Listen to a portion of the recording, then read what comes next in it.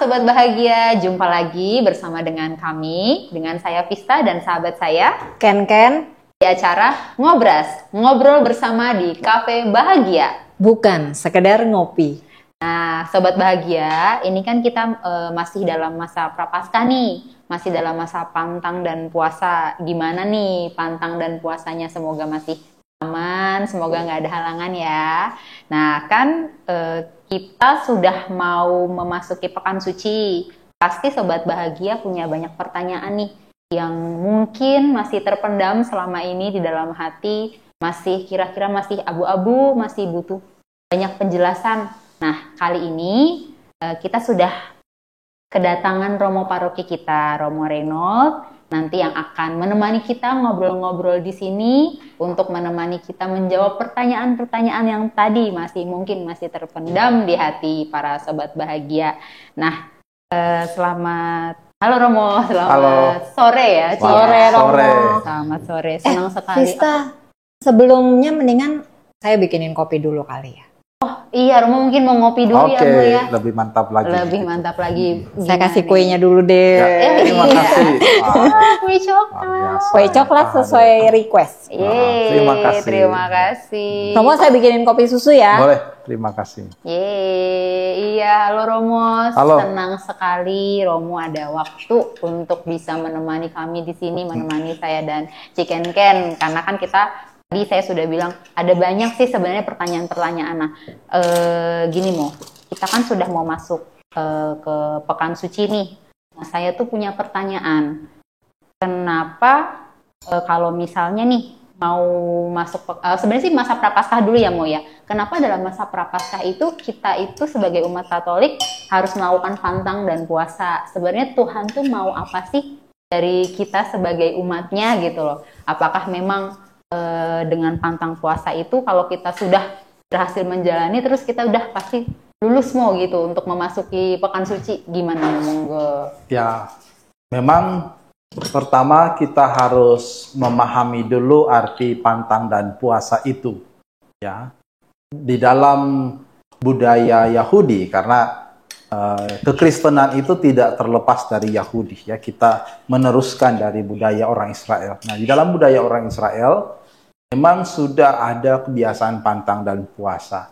Ya, kebiasaan ini terutama dikaitkan dengan peristiwa-peristiwa pertobatan. Ya, di dalam kitab suci Perjanjian Lama ada banyak ya yang bisa menerangkan, memperlihatkan ketika orang ya para raja bangsa Israel sendiri ingin bertobat ya, mereka akan melakukan pantang dan puasa. Contoh misalnya kita bisa lihat di dalam kitab Nabi Yunus ya.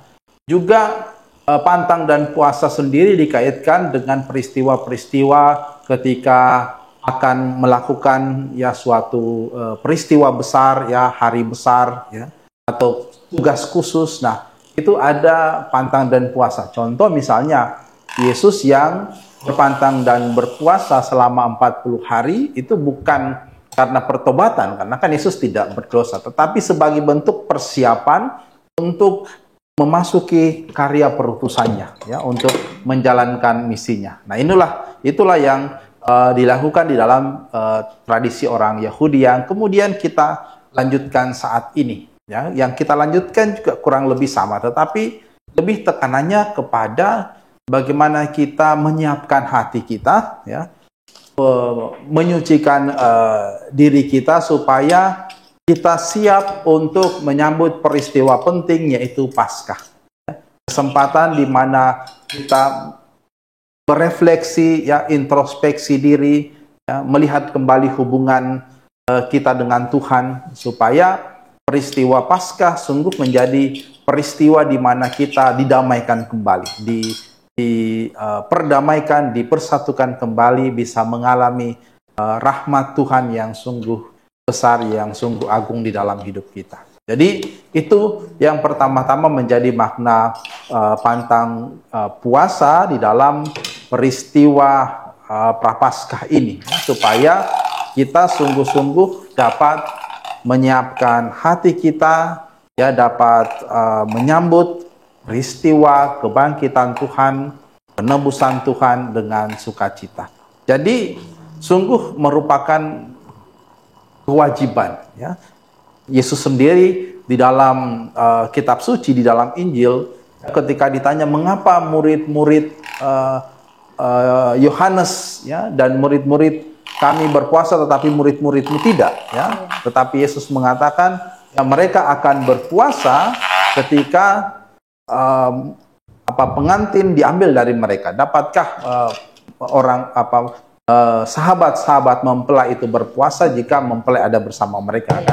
Ya, maka Yesus secara implisit, secara tidak langsung mengisyaratkan bahwa para murid ini mesti berpuasa ya, ketika Yesus sudah tidak lagi ya secara fisik bersama-sama mereka, dan itu sudah dilakukan oleh para murid ya. Gereja perdana sudah melakukan itu sejak awal ya. Jadi ketika Yesus naik ke surga, mereka sudah berpuasa ya, meneruskan tradisi orang Israel ya, mereka berpuasa sampai saat ini. Bahkan dulu puasanya jauh lebih ketat ya. Ya. Sekarang sudah sangat longgar ya, tinggal pantang tiap hari Jumat ya, itu pun kalau ingat ya. Dulu tidak bisa begitu ya. Puasa orang Israel itu mereka setiap hari, jadi selama 40 hari itu ya mereka puasa dari pagi ya, dari pagi sampai mereka buka itu baru setelah matahari terbenam ya, jadi kurang lebih jam 6 sore mereka boleh makan ya, lalu kemudian besoknya tidak makan lagi ya, sampai matahari terbenam baru mereka makan ya, mirip saudara-saudari kita umat muslim kan, cuma mereka tidak kenal namanya sahur. Oh gitu Mo. Ya, tidak ada yang namanya sahur. Jadi memang hanya satu kali makan ya setiap hari. Ya. Bisa bayangkan ya, berat sekali. Berat ya. Sekarang sudah jauh lebih ringan. Iya benar banget Mo. Sekarang tuh udah, iya sih kalau dibandingkan dengan cerita Romo tadi, wow dulu berat sekali berarti ya. Tapi mereka tetap melakukan itu luar biasa ya Mo ya. Sungguh-sungguh mereka, karena mereka tahu betul bahwa puasa itu punya makna rohani yang sungguh dalam. Ya. Dan itu membantu mereka untuk menunjukkan bahwa mereka ingin semakin dekat dengan Tuhan. Iya, puasa dalam arti yang rohani tadi ya, seperti yang Romo bilang ya. Oh gitu, berarti ya memang kita harus semangat ya Mo ya, menjalankan pantang dan puasa yang sebenarnya kalau dibandingkan dengan yang dulu-dulu, udah jauh lebih ringan. Udah jadi jauh lebih ringan. Ya semoga Sobat Bahagia yang mendengar ini penjelasan dari Romo Reynold semakin sadar, ya ampun sudah jauh lebih mudah. Ayo semangat dikit lagi teman-teman. Nah berarti sekarang kita mulai, tadi kan saya sudah bertanya ke Romo tentang persiapan kita dalam pantang dan puasa. Nah karena kita sudah mau masuk pekan suci nih Mo, kan kalau kita masuk pekan suci itu ada satu hal yang identik dengan sebelum kita memasuki dalam rangka persiapan tadi ya Mo, ada yang namanya pengakuan dosa. Ya. Nah saya tuh mau tanya Mo, sebenarnya kenapa sih seperti ada edisi khusus pengakuan dosa sebelum memasuki pekan suci? Itu tuh maksudnya tuh apakah dengan mengaku dosa kita jadi lebih afdol, lebih layak, atau gimana Mo menurut Romo Reynold? Memang pengakuan dosa itu biasanya ya, kebiasaan kita dilakukan menjelang Natal dan juga menjelang Paskah gitu ya. Masa Advent di akhir-akhir ada pengakuan dosa, lalu juga Prapaskah di minggu-minggu terakhir ada pengakuan dosa. Waduh, ini sudah datang. Iya nih, terima kasih. Aduh. Terima kasih nih, enak banget nih pasti. Es kopi susu ala kafe bahagia. Aduh. Yes, life begins after coffee ya. Yeah. Jadi begitu. Jadi zaman itu ya, yang kita lakukan sekarang, kita biasanya melakukan pengakuan dosa menjelang kelahiran Yesus dan juga menjelang perayaan kebangkitan Yesus ya, untuk menyiapkan hati kita sebenarnya. Cuma memang kalau mau dilihat dari kedua peristiwa ini ya, dua-duanya ini sesuatu yang bagus ya. Tapi kalau mau dilihat peristiwa atau pengakuan dosa menjelang kebangkitan Yesus yaitu Paskah, itu mempunyai makna yang jauh lebih kuat ya. Karena setelah kita melakukan masa Prapaskah ini menjalani dengan semangat pertobatan ya, kita diakhiri dengan pengakuan dosa sebagai bentuk yang eksplisit, yang nyata sebagai pertobatan kita. Jadi kalau selama ini memang kita sudah nyatakan pertobatan itu dengan bentuk mati raga, pantang puasa, dan juga perbuatan doa, yang kita doa ditingkatkan, juga berusaha untuk lebih berbuat amal kasih gitu ya. Nah, bentuk rohaninya itu yang jauh lebih nyata adalah kita tunjukkan di dalam pengakuan dosa, di mana kita menerima absolusi dari imam lewat sakramen pengakuan dosa. Ya, di situ secara jelas ya Tuhan hadir lewat imam memberikan pengampunan untuk kita. Nah, jadi sungguh-sungguh menjadi sangat kuat, sangat nyata makna sakramen pengakuan dosa itu di dalam masa Prapaskah, sehingga ketika kita merayakan Paskah kita menjadi semakin diteguhkan, semakin bisa merasakan makna penebusan Tuhan lewat peristiwa Paskah ya. Belum juga dijelaskan di dalam perintah gereja ya, supaya kita mengaku dosa ya sekali setahun ya, itu kewajiban ya. Ya bisa lebih ya, bahkan sangat dianjurkan secara rutin, tetapi ya, dikatakan sekali setahun, dan biasanya itu pada masa Prapaskah atau menjelang Paskah itu. Berarti sebenarnya pengakuan dosa itu adalah penutup yang manis lah istilahnya dari. Betul sekali, puncak ya, puncak ya. dari semangat atau usaha pertobatan ya, lewat pantang puasa, lewat semangat doa ya, puncaknya adalah pengakuan dosa. Oh gitu Mo ya, wajib Ci.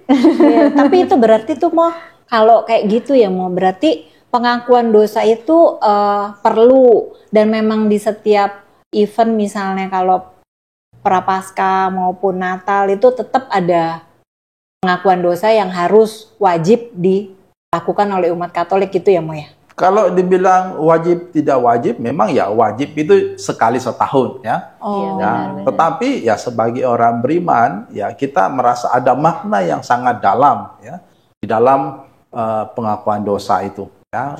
Maka Advent ya, ketika kita menyiapkan kedatangan Tuhan ya dalam perayaan Natal ya, kita juga ada perayaan sakramen pengakuan dosa, supaya persiapan kita itu ya itu menjadi lebih mantap dengan istilahnya sakramen pengakuan dosa. Nah, jadi kalau di Advent itu kita melakukan persiapan itu sebagai masa Advent itu sebagai masa penantian persiapan, kalau Prapaskah itu sebagai masa pertobatan. Jadi ada dua peristiwa yang mirip tetapi punya makna yang berbeda. Ya, isinya sama ya. Ya sama-sama diisi dengan doa, diisi dengan juga ada juga masa Advent juga kalau kita mau pantang puasanya juga ya, amal baktinya juga atau amal kasihnya juga. Prapaskah juga sama, tetapi tekanan Prapaskah menjadi lebih kuat, terutama di bagian pantang puasa sebagai bentuk pertobatan. Betul. Oke, itu soal pengakuan dosa ya. Berarti kan pokoknya tadi sebagai penutup, sebagai penyempurnaan. Betul. Supaya kita lebih lebih maksimal lagi ya dalam proses persiapan kita. Iya. Oke, nah kalau untuk Pekan Suci itu pertama kali kita nyambung nih ke Pekan Suci ya Ci ya. Kan pertama kali itu yang namanya Pekan Suci berarti di Minggu Palma ya. Tadi kita sempat agak-agak ngobrol nih Cici punya pertanyaan kayaknya kalau mau nih tentang Minggu Palma. Iya, maksudnya gini loh Mo. Kenapa itu disebutnya kan setelah biasanya kan Pekan Suci diawali oleh Minggu Palma. Ya. Nah, kenapa Minggu Palma? Namanya Pekan Suci. Pekan itu kan minggu ya, jadi dimulai dengan minggu. Tetapi juga memang peristiwa Minggu Palma itu menandai Yesus yang memasuki Yerusalem ya sebagai raja ya, dielulukan ya sebagai istilahnya kekuasaannya sebagai Mesias itu diakui ya, minimal oleh kelompok masyarakat ya yang menanti-nantikan kedatangan Mesias sebagai raja, dan itu sungguh-sungguh dielulukan. Tetapi bayangan mereka pada waktu itu gambaran Mesias sebagai raja politis ya itu sangat berbeda dengan yang ditunjukkan oleh Yesus ya. Dia datang bukan sebagai raja politis yang mengalahkan pasukan Romawi, tetapi raja secara spiritual yang datang untuk menebus umat manusia dari dosa, membawa manusia kepada keselamatan. Ya. Bukan soal politis, tetapi sekali lagi rohani, bebasan dari perbudakan dosa. Ya, itu. Nah, itulah yang mengawali, maka disebut Pekan Suci karena diawali dari hari Minggu. Ya, selama disebut Pekan Suci karena kan satu minggu ini adalah satu minggu yang sungguh penting, di mana kita sungguh-sungguh merasakan ya kehadiran Tuhan, masa-masa terakhir Yesus berada di dunia. Ya, satu minggu peristiwa penting yang kemudian ditutup dengan 3 hari yang sangat penting yang kita sebut Trihari Suci. Oh. Nah, ngomong-ngomong Trihari Suci nih Mo, kan berarti kan habis Minggu Palma kita lanjutkan Trihari Suci. Nah, sebenarnya arti Trihari Suci untuk kita umat Katolik itu apa sih Mo? Maksudnya apa saja sih Mo yang kita rayakan di 3 hari yang penting sekali Iya, itu? krusial itu ya. Krusial Ya, sangat-sangat penting ya. Karena di hari suci itu kan kita mulai dengan Kamis Putih ya, lalu Jumat Agung, lalu Paskah ya. Paskah yang kita rayakan itu dengan Vigili Paskah dan juga Paskah gitu ya, Minggu Paskah. Nah, 3 perayaan ini itu adalah sebuah perayaan yang istilahnya satu kesatuan. Jadi bukan perayaan terpisah-pisah. Maka kalau kita mengikuti liturginya, itu perayaan Kamis Putih itu diawali dibuka dengan tanda salib. Ya.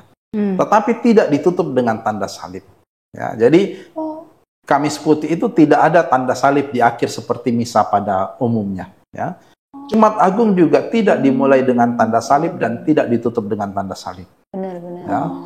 Karena itu adalah sebuah perayaan yang menjadi satu kesatuan. Lalu Vigili Paskah ya, atau malam Paskah itu sebenarnya tidak dimulai dengan tanda salib. Ya, dan kemudian akan ditutup dengan berkat. Ya, baru jadi satu perayaan, satu kesatuan yang kontinu ya, yang berkesinambungan. Ya, gitu. Dan itu semua peristiwa yang memang satu kesatuan ya. Peristiwa Kamis Putih di mana Yesus merayakan perjamuan bersama murid-muridnya. Dia menetapkan Ekaristi, memberikan kata-kata istilahnya wejangan terakhir ya, kayak orang yang sudah mendekati ajal itu kan biasanya menyampaikan pesan-pesan penting ya, masa-masa terakhir. Nah, disitulah Yesus menghabiskan masa-masa terakhir menyampaikan pesan-pesan penting untuk murid-muridnya, terutama pesan kasih ya dan pelayanan. Dan itu dia tunjukkan di hari Jumatnya itu. Ya, hari Jumat adalah bentuk perwujudan dari apa yang Yesus sampaikan di hari Kamis. Ya, kalau hari Kamis itu banyak omongan gitu ya, doa ya, omongan ya, nasihat ya. Hari Jumatnya itu Yesus tidak banyak ngomong ya. Bahkan cuma kalau disebutkan itu hanya ada 7 kata yang sangat penting yang keluar dari mulut Yesus. Tidak banyak, tetapi dia menunjukkan apa yang dia katakan pada hari Kamis ini dengan semangat pengorbanan dan wafat di salib. Nah, tetapi wafat di salib itu bukan akhir. Ya, ada peristiwa yang menunjukkan bahwa wafat di salib, sengsara wafat Yesus itu punya makna yang jauh lebih besar, yaitu peristiwa kebangkitan. Ya, karena kalau hanya berakhir di peristiwa wafat di salib, maka peristiwa Yesus itu ya tidak menjadi sesuatu yang luar biasa, bahkan menjadi sebuah lelucon dan kebodohan. Ya. Tapi ya justru karena ada peristiwa kebangkitan di akhir yang menutup semuanya itu, maka peristiwa sebelumnya ini menjadi sangat bermakna. Berarti kita umat Katolik perlu untuk hadir di dalam selama Pekan Suci itu, atau kita boleh skip salah satu dah. Ya, kan kadang itu yang, maaf mau potong sedikit, karena kadang kan yang paling berat itu biasanya kalau untuk kami kaum pekerja nih Kamis biasanya, karena kan biasanya itu kami masih bekerja nih, mau baru pulang kantor sore gitu kan, terus habis itu terlambat misalnya, atau kadang mungkin harus lembur, akhirnya yang Kamis itu kadang aduh sempet nggak ya gitu. Iya gitu. Ya. Kalau gitu gimana tuh Mo? Ya memang gereja sadar betul akan situasi itu ya. Maka dikatakan apakah wajib atau tidak ya sangat mendorong ya. Kalau bisa ikut diusahakan ya bagus sekali karena tiga perayaan ini adalah satu kesatuan ya. Gitu. Tetapi dalam situasi di mana memang tidak memungkinkan ya sudah mau gimana lagi gitu ya. Itu. Ya, kalau misalnya memang terutama Kamis Putih karena bukan hari raya gitu kan. Lalu tidak memungkinkan untuk itu ya memang tidak bisa gitu kan. Tetapi karena Jumat Agung kita libur ya masih sangat mungkin gitu ya. Malam Paskah juga masih memungkinkan ya. Nah, jadi istilahnya sejauh mampu ya mestinya diikuti semua karena punya masing-masing perayaan punya tema pesan yang sangat penting yang ingin mau ditonjolkan ya. Kamis Putih, Jumat Agung dan juga Malam Paskah atau Paskah itu. Betul sih. Jadi ya sebisa mungkin tuh kebanyakan juga kan misalnya ada yang edisi lebih malam ya. Mudah-mudahan sih dengan yang itu masih bisa terjangkau juga betul. Sih. Oh berarti umat Katolik itu mungkin beda ya sama Kristen gitu ya, Protestan. Jadi kan kalau Kristen Protestan lebih ditonjol ini ke Jumat Agungnya. Karena mungkin libur gitu kali ya Mo. Kalau Katolik berarti sebaiknya gitu ya Mo ya untuk menghadiri misa selama Pekan Suci gitu ya Mo. Saya kurang paham ya tradisi Protestan kan juga ada banyak ya. Ya, tetapi ya, harus dilihat lagi bahwa tradisi Protestan ya mengambil dari Katolik ya. Karena kan asal dari Protestan ya Katolik ya, sama seperti Katolik asalnya Yahudi gitu kan. Ya, jadi kalau kita mau melihat sejarah Protestan ya kembali ke Katolik ya. Tinggal yang mana dari Katolik ini yang mau diambil gitu kan. Mau semuanya, mau hanya bagi satu bagian, nah itu. Jadi lalu kemudian ya pertanyaannya mungkin seringkali untuk umat Protestan kan dasar kitab sucinya mana ya. Nah itu kan ya sebenarnya sih semua ada dasar kitab sucinya kan. Tapi masalahnya bagaimana mau menafsirkan dasar kitab suci ini gitu kan. Nah itu yang menjadi tergantung pendiri masing-masing gereja itu gitu kan. Nah jadi ya kembali lagi ya tidak sulit untuk bicara tentang gereja Kristen karena kan ada begitu banyak pandangan. Tetapi kita sudah sangat jelas bahwa kebiasaan ini sudah berasal dari zaman para rasul. Tidak ada dasar kitab suci persis, tetapi ini adalah praktek yang sudah dilakukan selama 2000 tahun turun-temurun. Iya. Kalau kayak gitu tuh Mo ya kan suka tuh kalau hari Kamis gitu Mo. Romo-romo paroki suka pergi ke katedral gitu tuh Mo. Itu ngapain ya Mo ya? Ya, di hari Kamis pagi itu kami para imam biasanya ada misa namanya misa Krisma. Ya, misa Krisma itu jangan dibayangkan misa Krisma sama dengan misa Krisma untuk untuk pencurahan Roh Kudus ya. Sakramen Krisma itu agak berbeda. Misa Krisma ini adalah misa di mana para imam memperbarui janji imamat ya. Ya jadi di situ para imam, maka semua imam yang ada di keuskupan akan hadir ya, berusaha untuk hadir minimal ya untuk memperbarui janji imamat. Mengapa? Karena pada hari Kamis Putih ya Yesus menetapkan Ekaristi ya. Ketika di dalam perjamuan malam ya, perjamuan terakhir Yesus mengatakan lakukanlah ini sebagai kenangan akan daku. Ya, ketika dia memberikan tubuh dan darahnya dan mengatakan lakukanlah ini sebagai kenangan akan aku. Nah itulah yang kemudian oleh gereja perdana murid-murid Yesus sampai kita saat ini kita rayakan sebagai Ekaristi. Ya. Dan di situ Yesus menetapkan Ekaristi itu kemudian dijadikan paginya sebagai kesempatan yang cocok, yang bagus sekali untuk memperbarui janji imamat ini karena imam itu adalah pelayan Ekaristi ya yang menghadirkan Tuhan di dalam Ekaristi itu ya. Dan di situ juga kemudian diteguhkan kembali kesatuan para imam dengan uskup ya, karena uskup inilah yang sebenarnya memiliki kepenuhan imamat ya. Kepenuhan imamat itu ada pada uskup, maka uskup bisa menerimakan semua sakramen ya. Imam tidak bisa. Uskup bisa menerimakan semua sakramen. Nah, itu yang membedakan ya. Karena kepenuhannya ada pada uskup. Lalu di situ ditonjolkan kesatuan antara uskup dan para imam. Ya. Dan juga dalam perayaan itu diberkati 3 minyak penting dalam pelayanan, yaitu minyak untuk orang sakit, minyak untuk krisma, dan juga minyak untuk katekumen. Ya. Dan selalu pokoknya pasti di Kamis Putih itu akan ada kegiatan khusus tadi. Paginya, paginya. Untuk paroki-paroki yang masih dekat, ya, istilahnya keuskupannya itu masih bisa dijangkau langsung dari paroki masing-masing. Ada tempat yang keuskupan yang dari paroki paling ujung itu dia harus menempuh perjalanan 1-2 hari. Nah, biasanya misa krismanya itu dilakukan beberapa hari sebelumnya. Ya. Bahkan ada yang 1 minggu sebelumnya mungkin. Ya.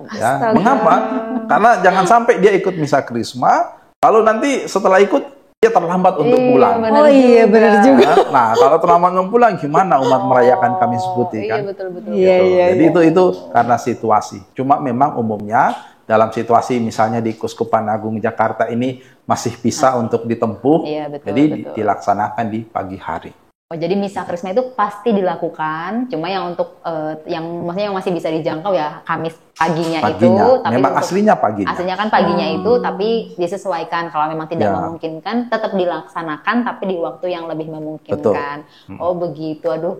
Informasi baru banget nih. Saya baru dengar tentang ini sih sejujurnya. Saya baru tahu nih ada misa krisma bahkan. Maka sahabat bahagia yang ada kesempatan dan bisa, saya kira akan bagus sekali ya hadir ya ikut dalam misa krisma. Boleh ya? Boleh sekali. Boleh tuh sobat bahagia. Silakan hadir gitu kan, ikut menyaksikan, mendoakan para imam ya di dalam pelayanan imamat. Gitu. Wow. Mau dicicip dulu? Iya, oke. Ini kayaknya kita butuh break dulu sih supaya kita masih bisa mencoba. Iya, jadi kayaknya ada yang mau lewat nih kayaknya Ci. Jadi biar yang mau lewat kita biarkan lewat dulu, kita break dulu sebentar ya. Oke.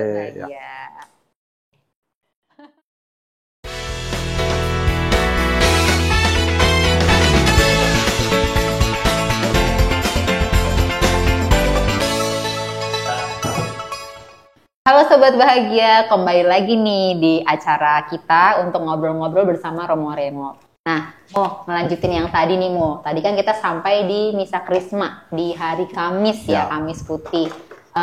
Sebenarnya saya tuh punya pertanyaan selama ini. Kan kalau habis Misa Kamis Putih itu kita ada yang namanya tuguran ya ya. Nah sebenarnya tuh arti tuguran itu apa sih Maksudnya beda nggak sih dengan adorasi yang kadang-kadang tuh ada di misa Jumat pertama? Terus kan biasanya kan malam ya. Apakah memang harus malam? Ya sih, tahu arah pertanyaan aku berarti ya. Iya. Gimana berbeda ya, walaupun kelihatannya sama tapi sangat berbeda. Ya. Karena adorasi itu artinya penyembahan kepada sakramen Maha Kudus ya. Penyembahan itu artinya kita mengagungkan Tuhan yang sungguh mengasihi kita dan hadir di dalam hosti kecil itu ya yang ditunjukkan kepada kita ya. Jadi Tuhan Yesus hadir ya di dalam tubuhnya itu, dalam sakramen itu yang kita sembah. Itulah adorasi ya, adorasi. Nah, tetapi dalam tuguran kita bukan tekanan pada penyembahan itu, tetapi kita ingin bersama-sama dengan Tuhan berjaga-jaga.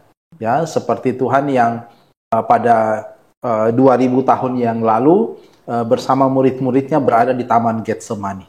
Nah, inilah yang lebih ditekankan, ya, bagaimana kita bersama dengan Tuhan Yesus berjaga di Taman Getsemani, ya, hadir di situ dan merasakan bagaimana Tuhan sungguh-sungguh ya istilahnya bergulat ya dengan pilihan hidup ya antara menerima melanjutkan tugas itu atau stop ya.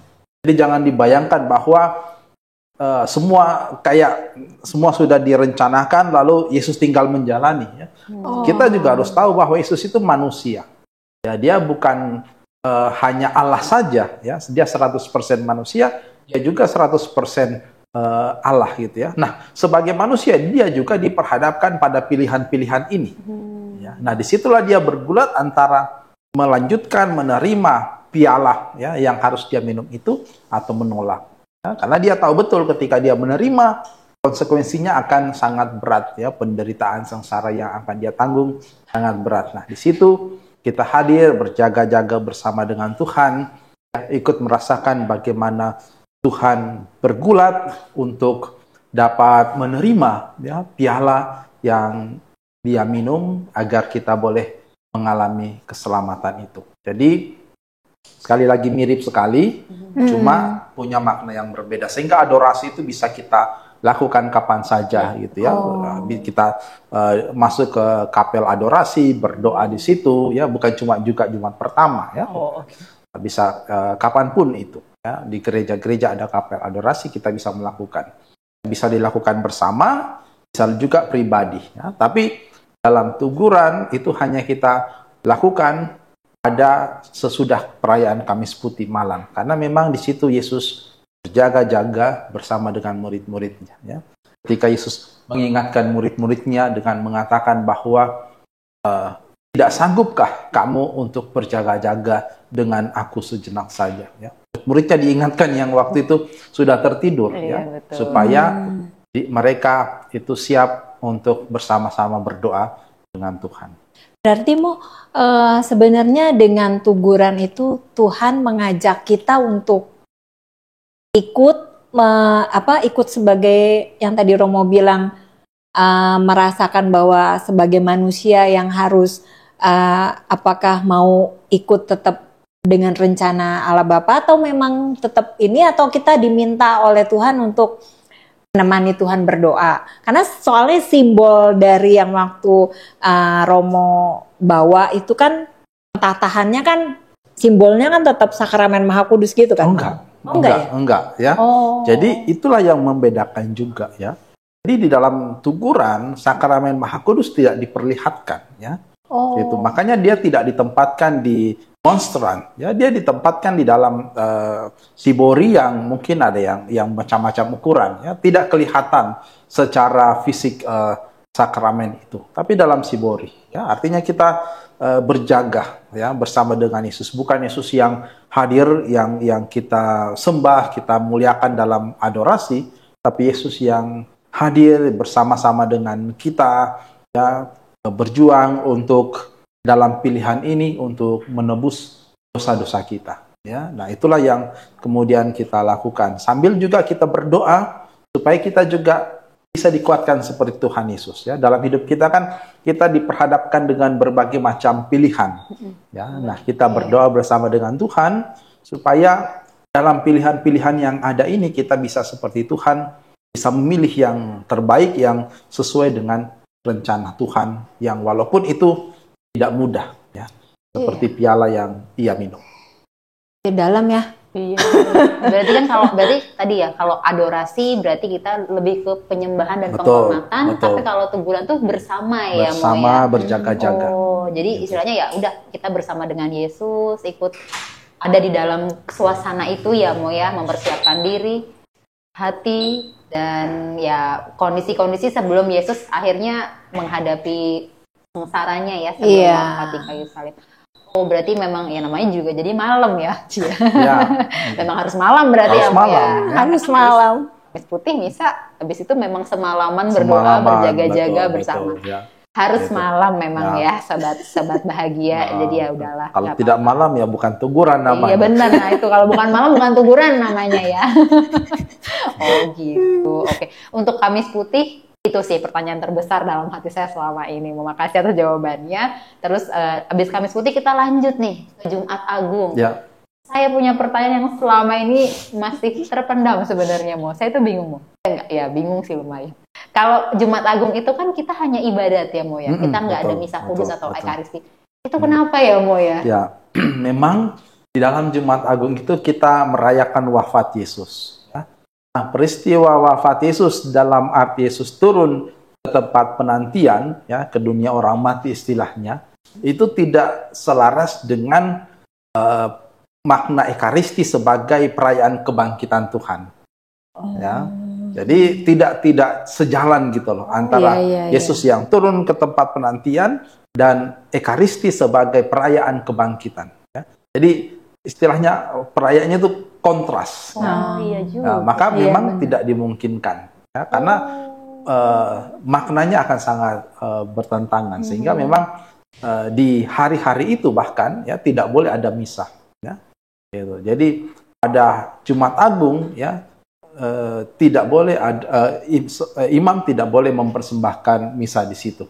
Ya, Jumat Agung sampai kemudian ya selama Yesus berada di tempat penantian ini, sebelum malam Paskah itu tidak boleh ada perayaan misa. Ya, begitu. Kamu kalau misalnya, kenapa pas waktu Jumat Agung itu ya, kan tidak boleh ada lagu.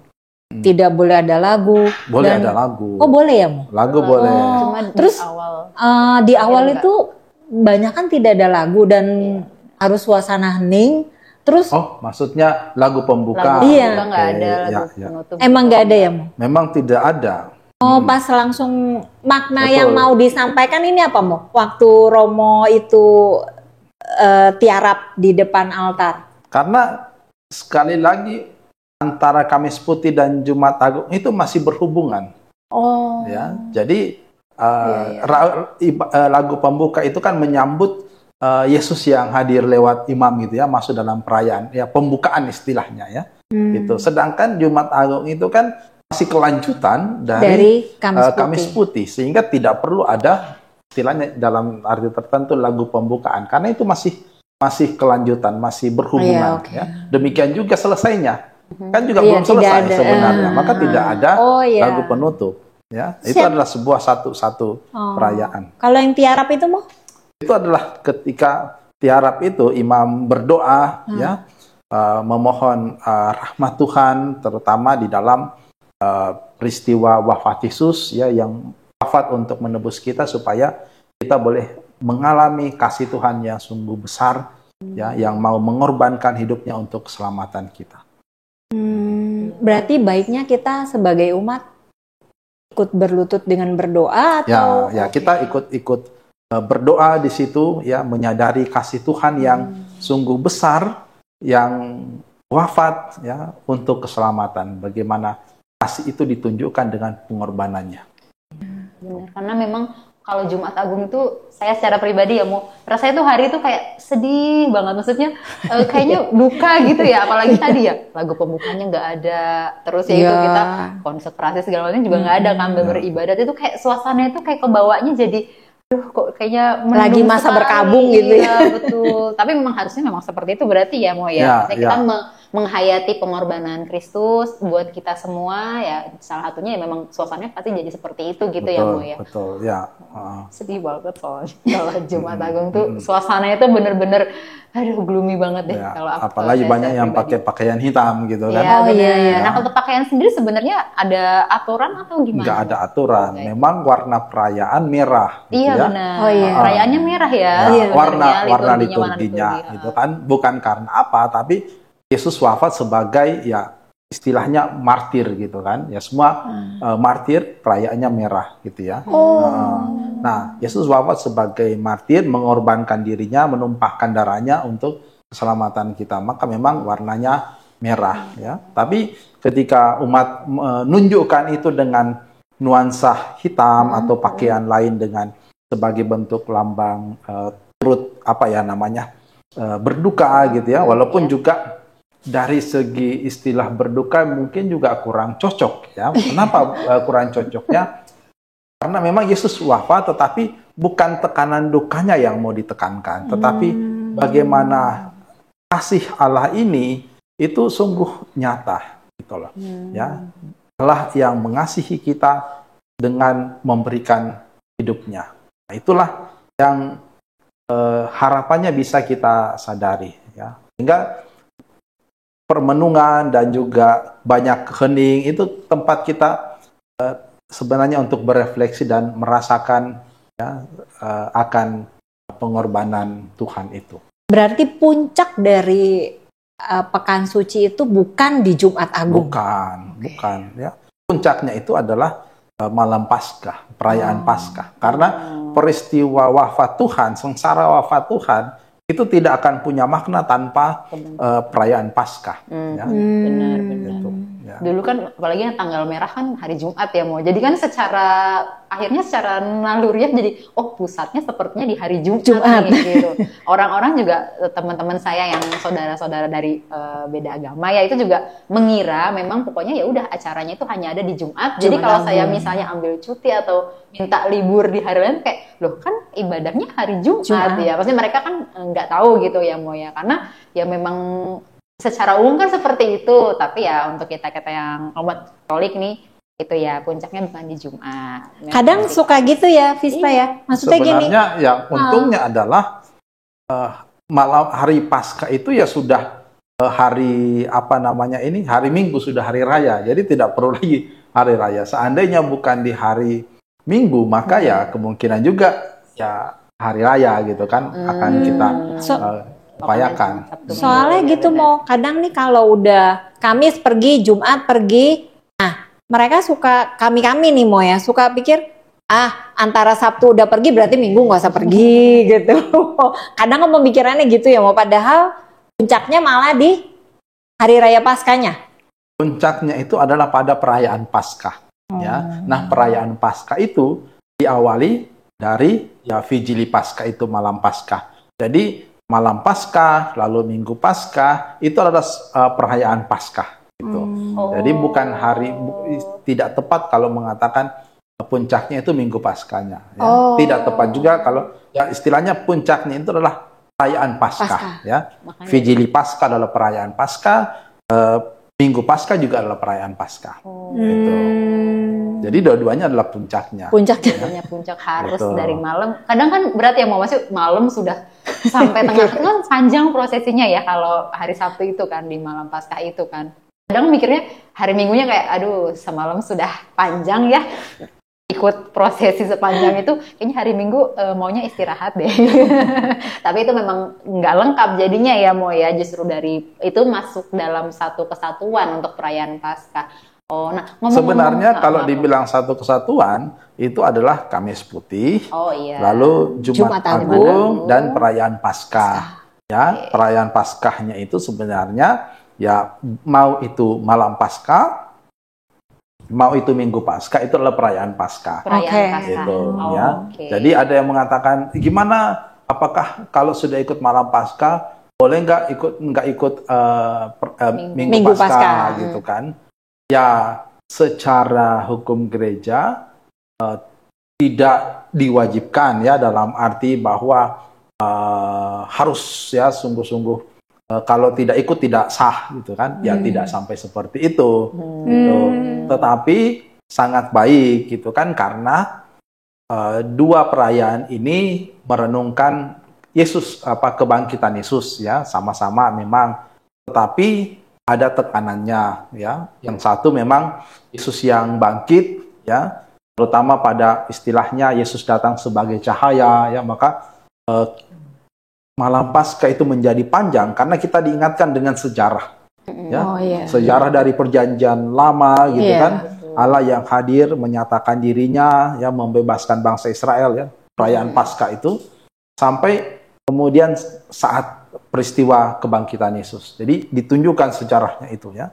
Nah, sedangkan kalau perayaan Paskah itu kalau pagi itu lebih kepada Kristus yang bangkit ya, tekanan sungguh-sungguh pada peristiwa pagi ya, yang mana para murid datang ke makam dan makam itu kosong ya, ya. Jadi sebenarnya sangat diharapkan bahwa kita ikut supaya kita merasakan selalu makna perayaan Paskah ini ya, sama seperti kalau kita makannya kue yang enak kayak ini ya, coklatnya enak sekali ya.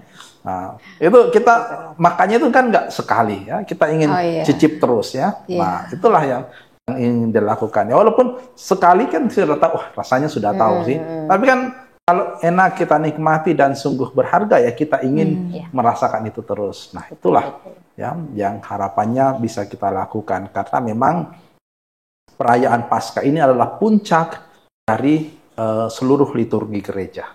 Ya, itu. Jadi maknanya itu menjadi sangat istimewa dibanding perayaan-perayaan yang lain. Kenapa Mu kalau misalnya nih Mu ya, kalau Natal kan nggak sepanjang itu ya Mo ya, nggak selama itu dan durasinya nggak terlalu panjang. Kenapa kalau Paskah itu terlalu panjang? Apakah berarti konsentrasinya Katolik itu ke Paskah only atau memang Natal dianggap biasa saja atau gimana? Ya, dua itu memang dua perayaan penting, ya. Karena tidak ada Natal tanpa Paskah. Oh iya. Ya, Benar. Iya juga. Tetapi Natal tanpa Paskah, ya, itu pun juga menjadi tidak berarti. Ya, gitu. Maksudnya Paskah tanpa Natal, ya, orang kan juga bertanya-tanya kan, istilahnya kalau ada sosok yang sungguh luar biasa gitu ya, pasti kan orang tertarik untuk tahu asal usulnya, ya, Iya. ingin tahu lebih jauh ya. Demikian juga sebenarnya perayaan liturgi gereja ya. Semua unsur iman kita itu puncak dan sumbernya itu dari perayaan Paskah ini ya. Termasuk Injil kalau mau dikatakan. Ya, kalau Injil kita lihat itu keempat Injil itu lebih kepada yang cukup banyak itu di sisi perayaan Paskahnya itu kan. Oh iya. Injil Matius, Markus, Lukas, Yohanes itu mengulas banyak perayaan Paskah. Lalu kemudian mulai mundur ke belakang ya ke perayaan kelahiran Tuhan. Maka tidak banyak yang mengulas perayaan kelahiran Tuhan kan, hanya Lukas ya. Matius pun juga sedikit ya. Markus tidak membahas ya. Karena memang puncaknya adalah perayaan Paskah. Demikian juga dalam kehidupan Jemaat Perdana, Paskah ini menjadi penting sekali. Lama-kelamaan baru disadari bahwa Natal itu penting sekali. Ya. Artinya Yesus kan tidak tiba-tiba turun, ya. Iya, Maksudnya tiba-tiba bangkit kan. Ada pendahuluannya. Nah, disitulah kemudian perayaan Natal ya itu menjadi juga sangat penting peristiwa kelahiran Tuhan itu. Ya. Dan di situ kita sekali lagi diingatkan akan satu kesatuan ini. Tapi memang betul ya Paskah puncak dari liturgi gereja. Terus gini Mo, kan kalau misalnya pantang puasa itu kan mungkin secara lahiriah gitu kita bisa mungkin menjalani puasa atau apa gitu kan ya. Tapi kan yang mau Romo tadi sampaikan kan bahwa kalau misalnya pantang puasa kan balik lagi pengendalian diri gitu kan Mo. Terus tolak ukur kita apa tuh Mo? Jadi kita ngambil parameternya apa nih? Kalau misalnya kalau pantang puasa kan kelihatan nih makannya gitu kan, mau minumnya atau apa yang kita masuk ke dalam. Tapi kalau misalnya pengendalian diri itu tolak ukurnya dari mana nih Mo? Oh saya salah apa enggak ya atau gitu loh Mo? Memang justru itu orang seringkali menganggap bahwa saya pantang marah ya, saya pantang apa. Jadi lebih ke pengendalian diri untuk pantang puasanya. Padahal itu menjadi lebih sulit sebenarnya, ya, itu untuk mengukurnya. Ya, iya, gitu. benar. Ya, tapi memang sangat dikaitkan antara puasa pantang lahiriah dengan batin, ya. Karena kalau kita sendiri tidak bisa mengontrol ya soal makan minum gitu ya, apalagi kita mau mengontrol rohani kita, ya, akan jauh lebih sulit. Ya. Iya, benar. Jadi latihan rohani ya kita tunjukkan dengan hal-hal yang fisik dulu gitu ya, lewat makan dan minum ya, untuk melatih kita lebih kuat di dalam mengendalikan diri ya. Gitu. Karena kan itu kan soal latihan pengendalian diri. Tapi kadang nih Mo kalau udah sampai udah selesai puasanya, berarti habis itu setelah itu bebas gitu gak? Mempertahankannya itu loh Mo, kadang kita yang itu Sobat Bahagia juga pasti kayak gitu sih. Mempertahankan untuk balik lagi ke masa Prapaskah itu kan gak mudah ya Mo, nanti mungkin sebelum masih ke bawah Mo. Nanti mungkin udah bulan kedua, bulan ketiga mulai nih kembali udah lupa. lagi. Back to nature lagi ya. Iya, bener. Gitu gak sih Mo kalau kayak gitu? Ya, jadi harus dilihat bahwa makna pantang puasa itu sebenarnya untuk melatih kita untuk lebih kuat mengendalikan diri, ya. Itu poinnya, ya. Sehingga ketika kita sudah tidak sudah di luar masa prapaskah ini, kita tetap kuat, ya. Sebenarnya pantang dan puasa, terutama pantang, itu tidak hanya dalam masa prapaskah sebenarnya. Ya, setiap Jumat itu kita wajib untuk pantang. Ya, tapi tidak pernah dilakukan. Gitu mau Itu, sebenarnya. Bisa nih. Setiap Jumat itu kita wajib untuk pantang. Ya. Bahkan gereja awalnya itu setiap Jumat ya mereka puasa. Rabu Jumat itu mereka puasa bahkan di luar prapaskah. Jadi kalau prapaskah itu mereka puasa 40 hari, ya, kalau hari biasa itu mereka puasa Rabu dan Jumat. Rabu dan Jumat. Terutama Jumat. Di luar masa prapaskah berarti. Ya, karena mereka meneruskan tradisi orang Yahudi yang berpuasa setiap Kamis dan Sabtu. Jadi diubah ya, yang berubah harinya. Tetapi kebiasaan puasa dua kali seminggu itu dilanjutkan, ya. Tapi kemudian dalam perjalanan waktu lalu mulai bergeser, ya, dan lama-lama hilang. Iya. Kita pikirnya ya sudah. Kita mempertahankan sebenarnya masih pantang setiap hari Jumat. Bisa dicoba nih berarti. Bisa dicoba. Supaya tetap bisa lebih bertahan ya, mau ya nggak hilang di bulan betul, ya. Tidak langsung hilang. Iya, karena rasanya mungkin waktu paling berat itu adalah di Rabu Abu, karena kan itu kita wajib puasa, pantang juga kan jadinya. Karena sudah setahun tidak melakukan itu, hari Rabu itu menurut saya sih berat sekali rasanya. Mau kalau Rabu Abu tuh kayak, aduh harus puasa nih, harus pantang, kayak aduh berat ya. Jadi kalau misalnya tadi informasi dari Romo, berarti Jumat di luar masa prapaskah pun kita bisa melakukan pantang dan itu hal yang baik.